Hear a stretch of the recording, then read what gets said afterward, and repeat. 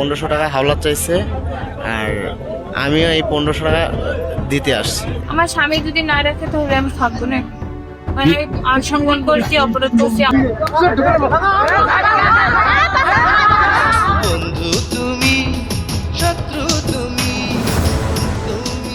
বন্ধু তুমি শত্রু তুমি, জনপ্রিয় এই গানের কথার মতোই বন্ধুত্বের মুখোশ পরে শেষ পর্যন্ত বন্ধুর পিঠেই ছুরি বসালেন আরেক বন্ধু।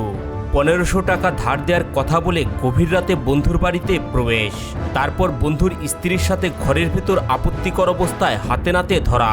শুনতে সিনেমার গল্প মনে হলেও বাস্তবে এমন এক চাঞ্চল্যকর ঘটনা ঘটেছে দিনাজপুরের বীরগঞ্জ উপজেলার মরিচা ইউনিয়নের নাগরি সাগরি গ্রামে।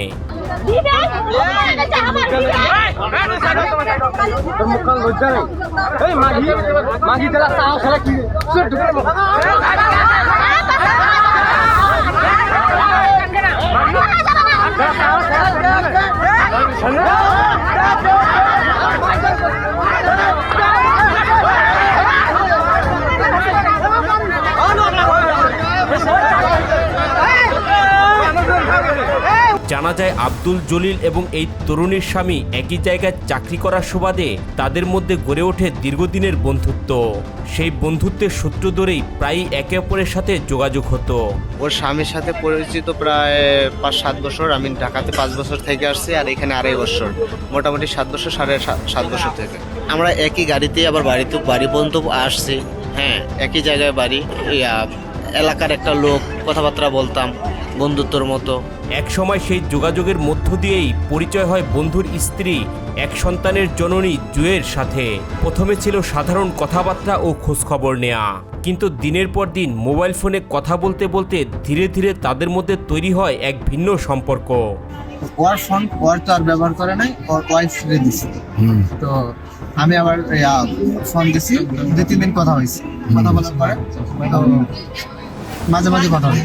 এদিকে স্থানীয়দের কাছে হাতে নাতে আটক হওয়া আব্দুল জলিল পরক্রিয়া সম্পর্কের কথা অস্বীকার করে জানান, জুই তার কাছে 1500 টাকা ধার চেয়েছিল।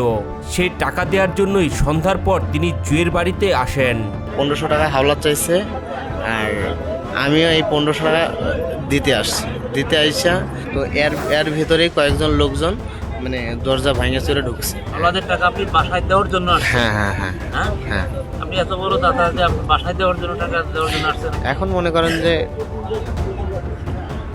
যাই, এখন আর কি বললাম, ভিতরে কাহিনী আছে? না না না, আর কিছু না। খোলামেলা বলুন। আচ্ছা, আপনি এখন কি করতে আছেন? এখন কি, এখন আমার তো মান সম্মান গেছে, আমারে ধরছে। যদি ওর সাথে আমার সম্পর্ক থেকে থাকে তাহলে ওকে আমি বিয়ে করবো। তার দাবি, ঘরের ভিতর প্রবেশ করার কিছুক্ষণ পরই আচমকা স্থানীয়রা সেখানে ঢুকে তাদেরকে আটক করে। হাজবেন্ডের সাথে কথা হয়েছে? না না, ওরা ধার যে চাইছে সে অবগত আছে কিনা? যেহেতু মানে তার স্বামী আছে। ওকে জানাইতে বলে নাই, আমাকে পরে দিয়ে দিবে। ও জানে না, ও জানে না। জানে না। আচ্ছা, আপনি না জানেন আসলে?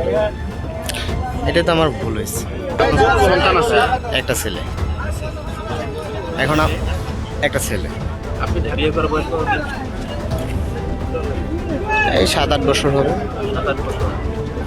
ছেলের বয়স কত? 3 বছর। 3 বছর। আর যে মেয়ের সাথে আপনাকে যাচ্ছে ধরছে, এই মেয়ের বয়স? আমি সেটা বলতে পারলাম না। বাচ্চা কাচ্চা আছে?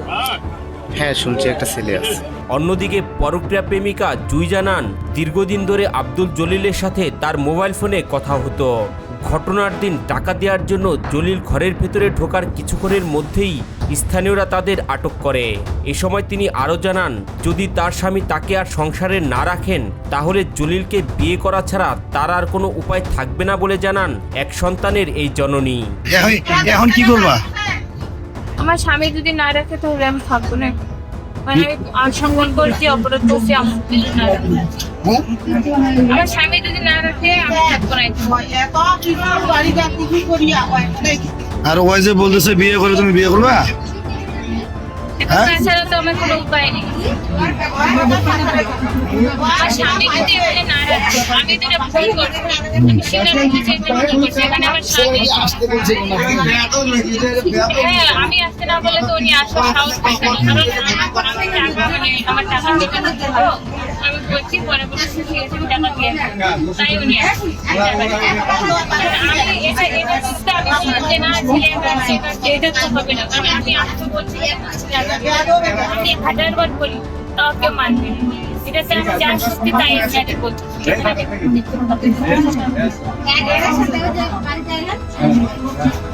এই ঘটনাটি ঘিরে এখন পুরো এলাকা জুড়ে আলোচনা আর সমালোচনা।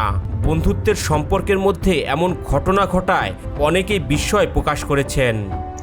তো আমি আবার ফিরে আসছি, আইসা বাড়ির ভিতরে ঢুকাইছি, আমাকে বলছে যে বস। আমি খাটের উপরে বসছি। কটার দিকে আসছিলা? একবার সন্ধ্যা কটা বাজে টাইম? 7টা বাজে মাগরিব আজান দিচ্ছে এরকম সময়। কোন দিক দিয়ে আসছেন? রাস্তা দিয়ে আসছি। তো আসার পরে আমি যখন খাটের উপরে ছিলাম, তো মনে করেন যে মেয়ে রেখে দরজার এখানে হঠাৎ করে লোকজন মনে হয় কোন দিক দিয়ে যে কোন দিক দিয়ে আসলো। আসার পরে মনে করেন যে আমাকে ধরলো, আমাকে ধরার পরে মারধর করলো। তারপরে আমি যে গেঞ্জি ছিল আমার গায়ে, গেঞ্জি টান করে খোলাইলো, শার্ট খোলাইলো। হ্যাঁ মানে জনগণ ধরলে যা করে। হ্যাঁ হ্যাঁ হ্যাঁ, আমি ছবি উঠাবে। তো এই শোনো, আমি এত ছেলে ধরলো না, তোমাকে ধরলো কেন? এটার উত্তর তো দাঁড়ান। এখন আসছি তাদের বাসায়। তাদের বাসায় এর আগে আসো নাই? না আজকে প্রথম? পাবলিক তো বলতেছে তুমি বলে ধান খেতে দিয়ে আসছো। না না না ধান খেতে দিয়ে আছে ধান খেতে আসবো, ধান খেতে বেশি বেশি কথা কও। এই শোনো শোনো, ঘরের ভিতরে এই শোনো, ওই ছেলের সঙ্গে তোমার কতদিনের সম্পর্ক? ওর স্বামীর সঙ্গে? কোনো সম্পর্ক নেই আসলে। আচ্ছা, ওর স্বামীর সাথে সম্পর্কই না থাকে, ওর স্বামীর নাম্বার আমার ফোনে সেভ করা আছে। ও একসাথে থাকতাম, ও আমার পাশের অফিসে চাকরি করতো এনার্জি থেকে। তো এনার্জি আক্তার তুমি কি করো? আমিও গার্মেন্টসে চাকরি করি। এখন কি করো? এখন বাড়িতে এসে কাজ কাম করি, কৃষিকাজ করো। আর এমনি আর কিছু? তবে এখন সবচেয়ে বড় প্রশ্ন, সত্যিই কি 1500 টাকা ধার দেওয়ার জন্য গভীর রাতে বন্ধুর বাড়িতে গিয়েছিলেন আব্দুল জলিল, নাকি এর আড়ালে লুকিয়ে আছে অন্য কোনো সম্পর্ক? এই বিষয়ে আপনাদের মতামত কি? কমেন্ট করে অবশ্যই জানাবেন।